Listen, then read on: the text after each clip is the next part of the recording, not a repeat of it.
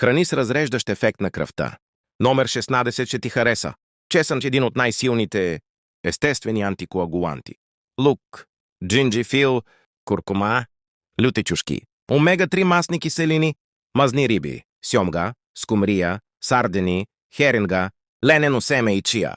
Орехи, плодове, нар, грозде, особено червено, череши, ягоди, цитруси, витамин С, напитки, зелен чай, чай от гинко билоба, червено вино в умерени количества, ако приемаш лекарства за разреждане на кръвта, аспирин, варфарин, клопидогрел и др, някои от тези храни могат да засилят ефекта им.